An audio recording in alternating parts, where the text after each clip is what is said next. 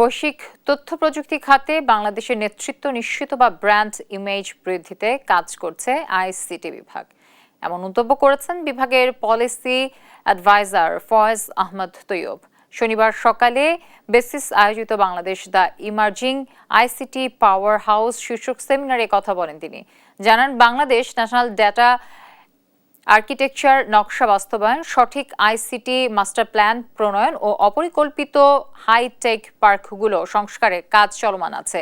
এ সময় 2023-24 অর্থ বছরে বিশ্বের 137টিরও বেশি দেশে 84 কোটি মার্কিন ডলারের আইসিটি পণ্য রপ্তানির কথা জানান বেসিসের প্রশাসক ডক্টর মোহাম্মদ মেহেদী হাসান। অনুষ্ঠানে জাইকার বাংলাদেশ প্রধান ইচিগুচি তোমোহিদে, ইপিবি মহাপরিচালক বেবি রানী কর্মকার সহ অন্যান্যরা উপস্থিত ছিলেন। এই বছরের মধ্যে ইনশাআল্লাহ আমরা আইসিটি মাস্টার প্ল্যান এবং রোড ম্যাপটা ডিক্লেয়ার করব, যেটা সাবেক সরকারের ডিজিটাল বাংলাদেশ এবং সো কল্ড স্মার্ট বাংলাদেশের যে সাইলো বেসড কাজ ছিল সেই কাজ থেকে সিগনিফিক্যান্ট ডিপার্চার হয়ে যাবে আর কি।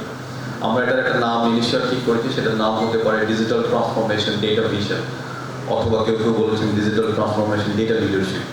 সো এটা এই বছরের মধ্যে ইনশাআল্লাহ হবে।